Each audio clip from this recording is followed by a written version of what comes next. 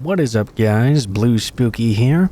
If you guys are enjoying these daily videos, please be sure to like, share, comment, and subscribe if you end up enjoying the video. It really helps the channel perform well and ensures I can keep making these videos for a long time. If you guys have any thoughts about the stories in the video, please be sure to leave them in the comments below, as reading your guys' thoughts on the stories is my favorite part of making these. If possible, I'd love it if we could get to 1,000 likes on this video. That seems like a good benchmark to reach for. Without further ado though guys, I will let you enjoy the next 34 minutes of scary stories, and I hope you guys have a great day.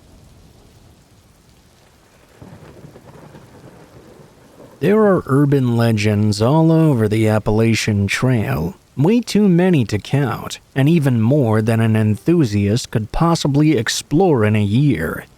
From Bigfoot to UFOs to the elusive sheep squatch and goat man, you've got everything you could possibly come up with. Personally, as someone who works in the sciences myself, I think all that's horse shit.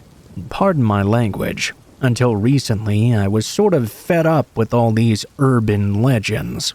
I'm a professor at the Appalachian State University's College of Arts and Sciences, and I cannot express how many times a student in a freshman class would ask me if I believed there was any sort of scientific evidence to support the existence of UFOs or Bigfoot, or say, "My grandma said she saw something out there in the 80s. Do you think it was real?" It became somewhat tedious, to the point where I had to make a clause in my syllabus joking about them not asking me. Some of you may say I'm being too harsh on curious minds just trying to figure things out, but honestly, it was really annoying getting asked so often. That was until I was led to cross paths with a more obscure urban legend, the floating lights. Regardless of my syllabus's directions, a student approached me on Friday after class and told me about these mysterious lights. On foggy nights, if someone drove down the road leading to the college, they would spot lights following them through the mist. Apparently, they didn't follow any light patterns known to science. The student thought they could be a new species of insect or a phenomenon like the aurora borealis. His theories certainly intrigued me. I decided to investigate exactly what he was talking about on the drive home from school that night. It didn't seem like it would be that hard to check, and the conditions were perfect enough either way. A rainstorm had just blown through the area, leaving dense areas of fog along the road in question. It was a slightly difficult time navigating the twists and turns in the dark, even though I'd taken this road countless times before. At this hour, I seemed to be the only car on the road, and given my reasons for being there, I did feel slightly uneasy. Now that I was out of town, the streetlights were very scarce. I could just imagine a deer leaping out onto the road at any moment, or a number of things that could cause an accident, really. I shook my head and tried to focus. I was in this for the novelty of discovery, and I wanted to see what I would find. The road stretched on for miles, and I constantly glanced through my rear-view mirror, scanning for any signs of the mysterious lights. I couldn't see anything at first in the pale soup behind me. Trees vanished and reappeared, no hints of light between them, not even the eyes of an animal. I didn't know what my student was talking about, but I concluded it must be a hoax. I shifted gears and started just driving home. That was when all of a sudden, lights finally appeared in my rear view. They came on with no warning and were extremely bright. I'll admit I was so startled, I almost swerved my car into the other lane. I regained control, but my heart was pounding. With excitement or adrenaline, I couldn't really tell. The lights shone through the fog and seemed to flash at random just as my student had said. They never seemed to get any closer to me, nor did they move further away. They kept a simple pace and followed me. I thought perhaps if I pulled over, these lights would pass me by and I could get a good look at what was causing this up close. Maybe it was also a phenomenon that would only occur while I was driving for some reason. It was a chance I was willing to take, though. I found a safe spot to ease into the breakdown lane. I turned up my car and waited. I wanted to see who this was. They passed by, and I was immediately disappointed. The lights were nothing more than the modified high beams of a large truck. They were flashing abnormally for whatever reason, but they were attached to something ultimately completely ordinary. I knew that perhaps my student had simply had this car on the road behind them. I turned back onto the road and immediately had to slam on the brakes. The truck had stopped right in front of me. I was left staring into the red glare of its taillights. Why had it stopped like this? I considered driving around it, but that might lead to a crash if it decided to suddenly move. I waited there, slightly annoyed. What was this guy doing? Suddenly, the truck revved its engine and pushed off. I could finally start driving again. As I did so, the truck slammed on its brakes. I nearly skidded to a stop bumper to bumper with it. The fog made it impossible to see into the other lane, so I couldn't pass by safely. I felt a tension creep up my forehead. Something wasn't right here. This pattern continued for a good stretch of road, constantly starting and stopping. I didn't know who this driver could be, nor why they were choosing to toy with me in this way. I thought briefly it might have been the student from before playing a practical joke, but even at the time I couldn't imagine them stooping to such levels. Along the halfway point of our route, there was a break in the fog. It was startling to go from driving half blind to a thick gray wall to a clear road. There were no other cars beside myself and the truck driver, so I took my chance. I pressed the gas and went to pass them. My life flashed before my eyes as the truck moved to drive me off the road. I held my hand down on the horn, but they didn't seem to hear me or care. For once, I didn't stop to consider my options. I swerved into the breakdown lane as far as possible and sped up away from the truck, back into another brief patch of fog. I didn't stop until I needed gas, making absolutely certain the truck's lights were no longer following me. I haven't investigated any claims of an urban legend since, and my life has been perfectly fine from then on.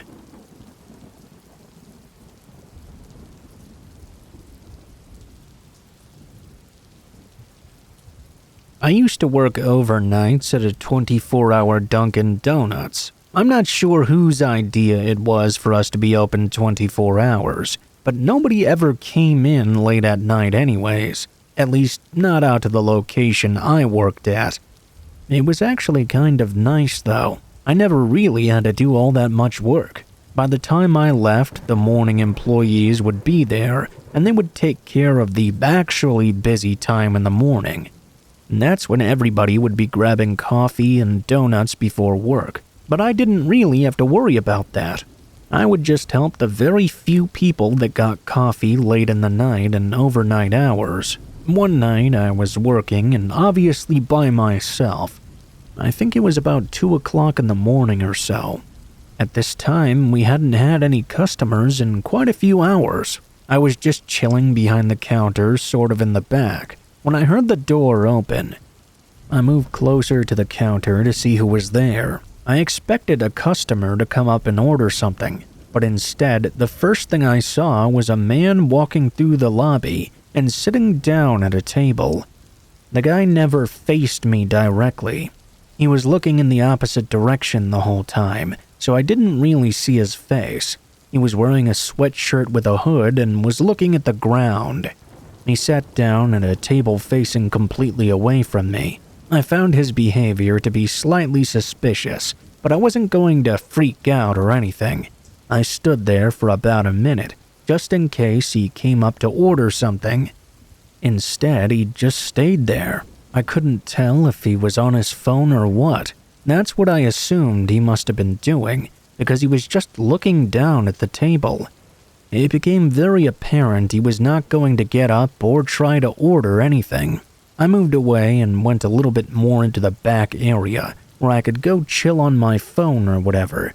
I couldn't really see much in the lobby from there, but I could still see a little part of it. For example, I could basically just see the register and where people would order from. I was back there for about 10 minutes. I didn't see or hear anything, so I assumed the man was just sitting there. I got up to walk back over to the counter. As soon as I got back out, I saw the man standing right there. He was to the right of where he would order, right in front of the counter. He was facing me now.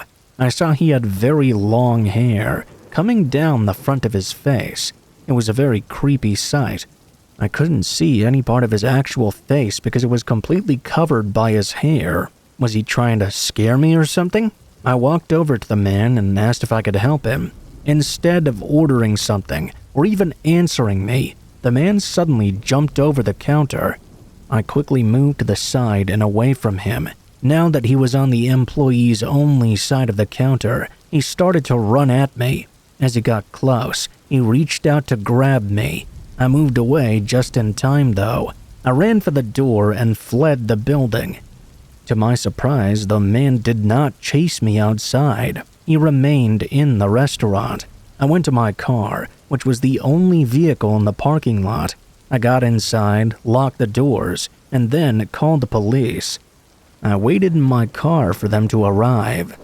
If the man came out and chased after me at any point, I would be able to drive away. Luckily, he didn't even attempt to. The police got there a short time later and entered the building. They found the man crouched down behind the counter. When he was located, he tried to attack the officers before he was eventually arrested. I think that he was under the influence of drugs, and that was to blame for his crazy behavior. After that experience, I obviously wanted to get off the night shift as soon as possible. It took weeks, but I was soon able to. Not long after that, I quit Dunkin altogether and moved on to other things. That was by far the scariest thing that ever happened to me while I worked there.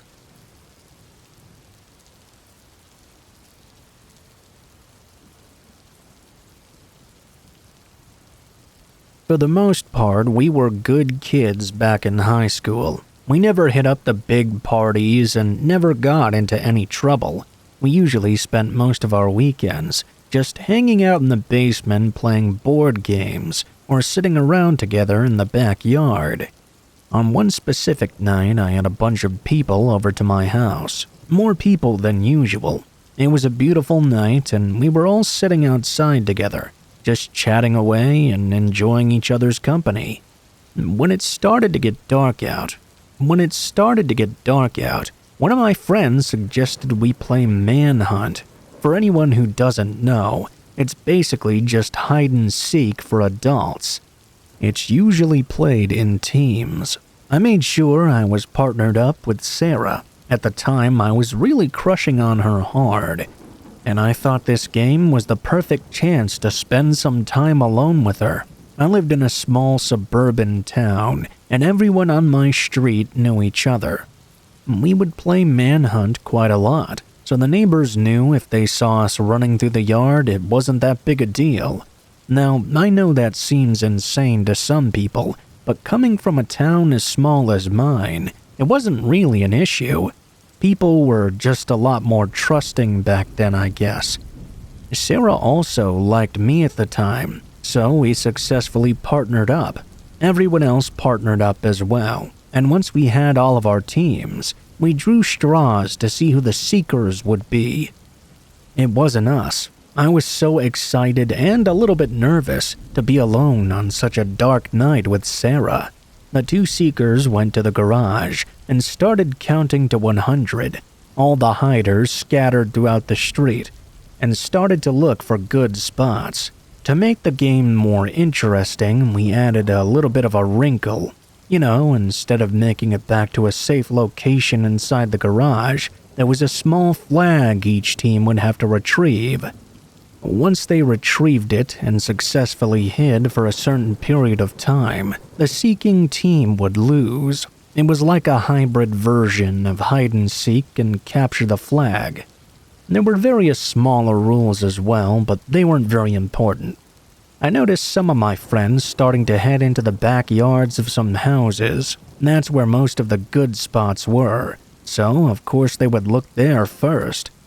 I suggested we stay in the front area because they would look there last. Sarah was all giggles and laughter and just agreed with whatever I said. Toward the end of the street was a smaller house. An older man lived there alone. His wife had passed away about 5 years ago. It was sad, but he was a really nice guy. After she passed, he would go fishing quite a lot and spend most of his time on or near the water. For whatever reason, though, on this night, his boat was parked on the trailer in the driveway of his house. I pointed to it and suggested to Sarah that hiding underneath it would be an awesome place. She agreed, and we crawled underneath his big fishing boat. While we were hiding underneath, we were lying close together, just whispering some small talk to one another. She said she was cold and started to cuddle up to me. I remember thinking this night couldn't possibly get any better. A few minutes later, we heard footsteps running by, and they stopped a few feet from the edge of the boat. We covered our mouths and tried to conceal our laughter. The person standing outside the boat started to shout, in a bit of a whisper, "Hey, hurry up!" Suddenly, another pair of footsteps could be heard running by the side of the boat. The voice was strange, and I didn't recognize it. I guessed that possibly my friend was trying to lower his voice to try and disguise it. The footsteps eventually disappeared into the dark night. Just as Sarah and I were going to make our move to capture our flag, we heard an older man screaming, "Help! Someone help me!" We crawled from underneath the boat and were terrified. The sound of the scream was incredibly disturbing. You could almost feel the pain in the voice. It was the old man who owned the boat we were hiding under. Thankfully, he recognized me. He was stuttering and stumbling, clearly shaken up. After a minute or two, all of our friends emerged from their hiding spots and joined us in the driveway of that poor old man. In a weak voice, the man said, "I was inside reading a book and these two guys with masks broke in. They stole the stuff from my safe and ran out the front door. I tried to stop them, but they hit me. They were too big." My heart broke for this old man.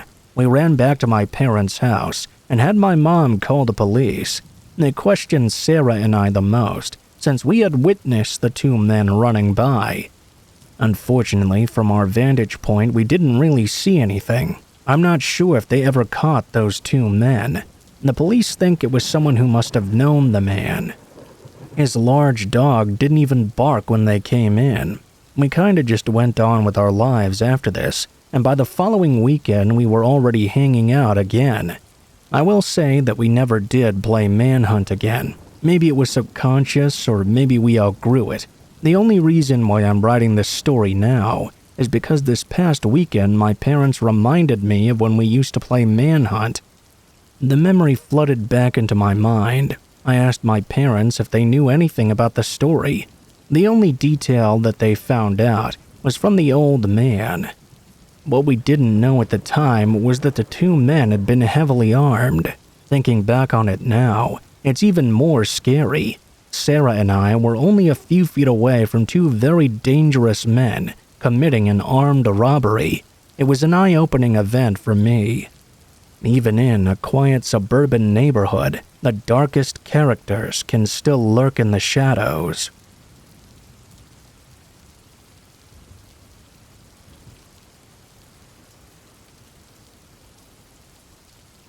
I was homeschooled growing up. This happened when I was about 14, I think. I'm the oldest amongst my siblings, and I have 2 younger brothers and 2 younger sisters. One time, I was going through a regular school day. We could do the school portion of our lives sort of wherever we wanted in the house. On this particular day, I remember I was in my bedroom, which was on the 1st floor. I was sitting at my desk, which faced the wall. My siblings and mom were in the living room or kitchen, where she was teaching them something or another. I was working on some assignment that I don't remember exactly. I was trying really hard to get it done, though, because once I got that done, school would be over for the day. That was the nice part about being homeschooled for me. I could get all my schoolwork done in 2 or 3 hours sometimes. As I was racing to complete all my assignments and bring them over to my mom, I got really focused. Randomly, at some point while I was working, I suddenly heard the sound of a knock on my window. At least, that's what it sounded like. My bedroom window faced the backyard, and there were a few bushes and trees nearby. My desk was facing the complete opposite way, so I had to turn around and see what was going on. I stopped what I was doing and looked backward. When I did, I just barely saw something moving out of my sight. It almost looked as though someone had been at the window. I didn't get a good look at this figure at all. I couldn't even tell what part of them I'd seen. It was for less than a second, maybe their arm or their leg. All I could tell is that something had been there at the window. It was really creepy because it was broad daylight, and our neighborhood was not known for random prowlers. I got up and went over to the window. I looked out both directions and didn't see anything at first. I looked all around the yard, at least what I could see from this vantage point. I couldn't see anyone out there. They would have had time to move out of the backyard. I figured that maybe someone was walking through our backyard to get to another one or something. Maybe it was even someone trying to break into our house, but they'd seen that someone was home and ran away.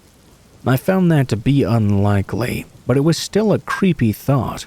After looking around for another minute or two, I just went back to my desk to continue working.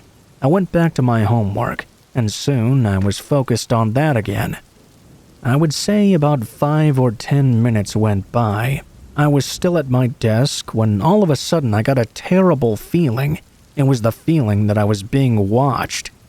I was just completely creeped out and started shivering. I figured I was still spooked from what happened earlier, so I stopped what I was doing and turned around. I looked to the window again, but this time there was a man clearly visible right outside. He had dark hair and was staring in at me from the other side of the window. I was so surprised I couldn't move for a second. I didn't really think that whoever I'd seen would come back. I didn't know what he wanted, nor what he was doing here. The man stayed there, just staring at me with no expression on his face at all. This went on for about 20 seconds. I got up and ran out of my bedroom. I went to the living room where my mom was with all my other siblings. She was working with them as they did their schoolwork. She saw me come running in, and I screamed there was a man at my window. My mom came back to my room with me, but when we got there, the guy was already gone. We looked out, but he was nowhere to be found. After I described everything, my mom called the police. They came out and searched our property, as well as looking around the neighborhood, but they never found the guy. He must have actually left for good that time. I spoke with the police for a bit, and then they left. For the next month at least, I refused to study alone in my bedroom. I also covered my window almost all the time. The whole situation really freaked me out. Luckily, nothing like that ever happened again. I'm not sure why the guy came to our yard and looked into my window specifically. I'm just glad he never returned.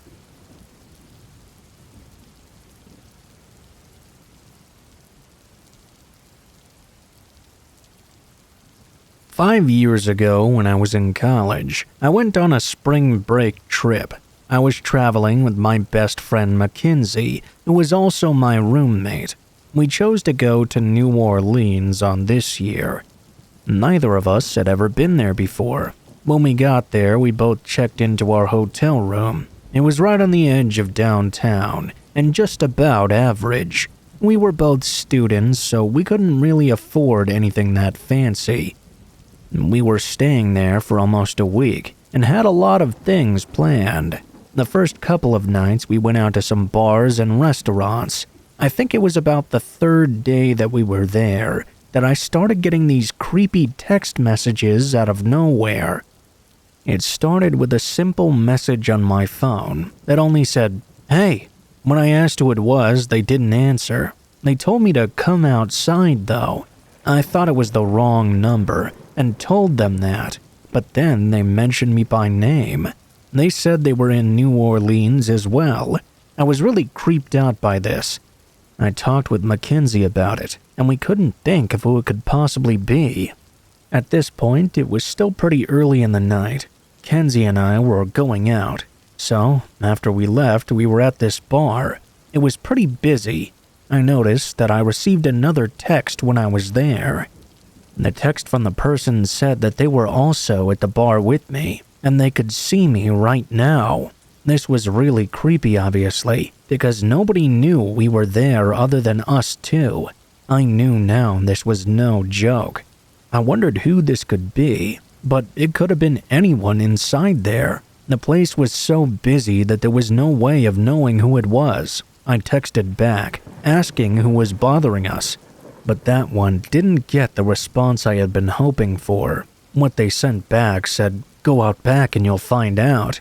I wasn't going to do that, obviously. It could be dangerous to go into an alleyway behind the bar to meet some random creep that somehow had my number.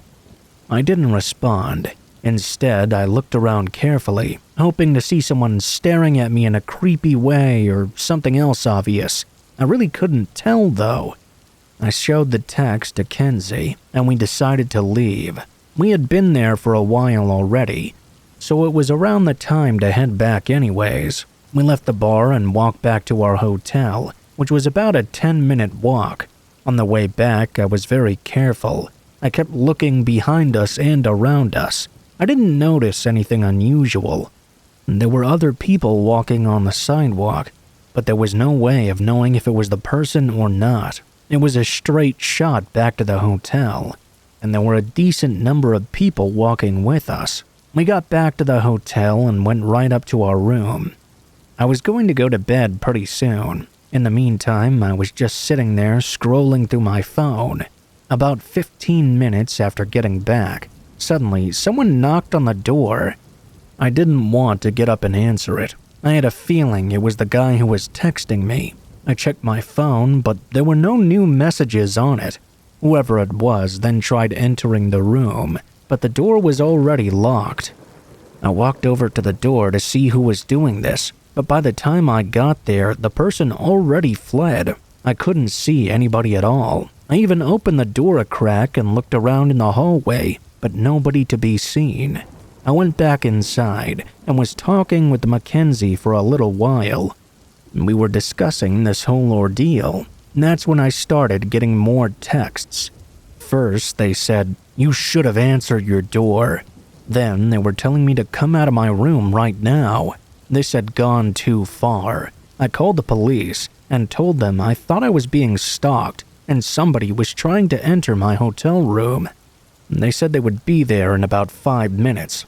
I waited a little while and then texted the person to come to my room, and I would answer the door this time.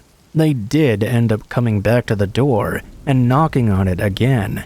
I still didn't answer, but the police arrived right after. They met this guy in the hallway. I came out of the room and spoke with the police, as well as this person. They found out this was in fact the same guy who was texting me. It was a guy I had never even met before. He looked pretty young, maybe in his 20s or so. The police did a bit of an investigation, and they found out the guy had seen me and figured out I was staying at this hotel. He must have been following me around. He apparently had a good friend who worked there and asked his friend for my name and number, which he was then able to look up and get from that guy. The friend ended up being fired for his actions. I'm not sure what would have happened if the police didn't get there when they did. I don't know what the guy was planning to do, but I'm really glad it all worked out in the end.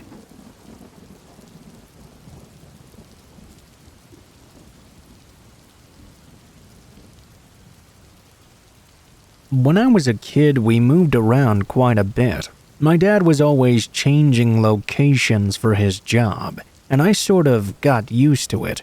We would move sometimes multiple times a year, and because of this, my sister and I did homeschooling. It was much easier than having to keep changing schools all the time. Overall, I enjoyed it for the most part. We would be home during the day.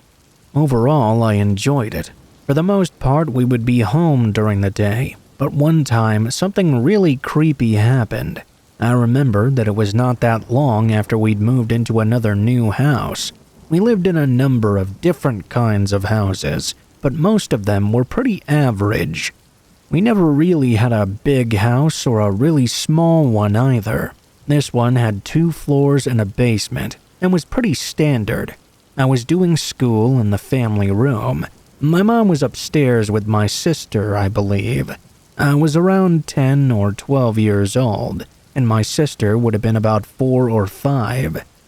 Well, she obviously required more attention than I did. I was by myself at the moment.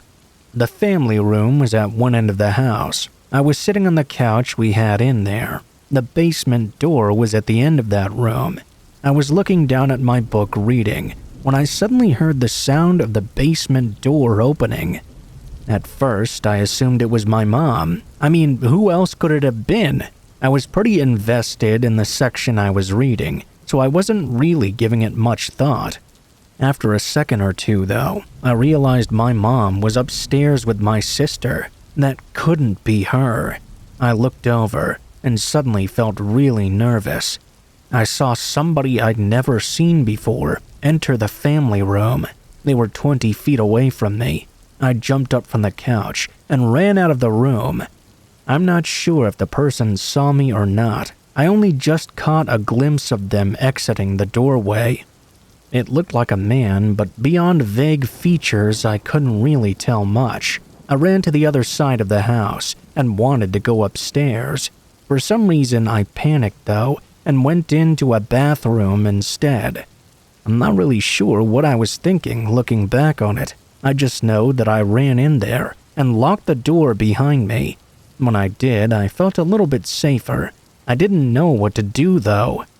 I had no phone and didn't want to call out for help. I heard footsteps moving through the family room, not that far away. I didn't hear them for long, though. I couldn't hear very well locked in the bathroom. After 10 minutes of not hearing anything else, I had no idea what to do. I was worried for my mom and sister that were upstairs. I thought I would have heard it if the intruder went up to them, but I wasn't 100% sure. I decided I needed to go up there. I gathered up all my courage and then quietly opened the bathroom door. When I did, everything seemed quiet and normal. The staircase wasn't that far away. I ran for it. I went up the stairs and down the hallway to my sister's bedroom. The door was mostly shut, but not all the way. I went inside to find my mom reading a book to my sister. I was glad to see they were okay, and they seemed to have no idea anybody else was downstairs. I told them what I had seen. At first, they couldn't believe me, but they knew I wasn't the type of kid to make that stuff up. We didn't know where the man had gone, so we all stayed upstairs while my mom called the police. Then we waited up there for the police to arrive. They came about 10 minutes later. In all that time, we hadn't heard anything further from the person. Honestly, I kind of thought the person had left already. The police came inside and searched the entire home. Surprisingly enough, they found a man hiding in the basement. He was arrested and did not say anything. We were all very shocked, but also very relieved that he was gone now. We didn't know how long he had been down there, nor how he even got in the basement in our house to begin with. It was a rarely used area, and mostly just extra storage for us. Nobody went down there on a regular basis, so I guess it was a good place for him to hide. I'm not even sure why he even came upstairs, or what his plans were. Luckily, nothing like that ever happened again.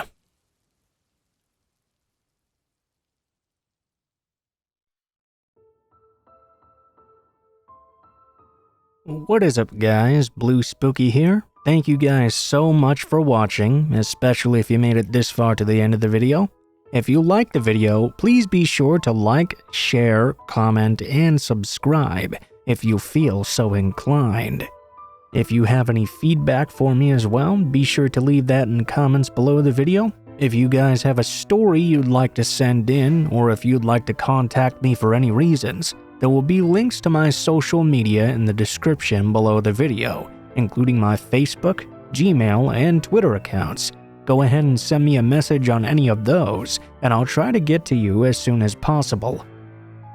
If you do decide to send in a story, please be sure to include in the tagline what the name of the story is if it has one, what type of story it is if it has one, and how you'd like to be credited in the description below the video. Please make sure to include as much detail as you feel comfortable with and try to use as much proper grammar as possible to make sure you have the highest chance of appearing in a future video. Overall, I think that's pretty much it for now, guys, so thank you so much for watching, and I hope you guys have a great day.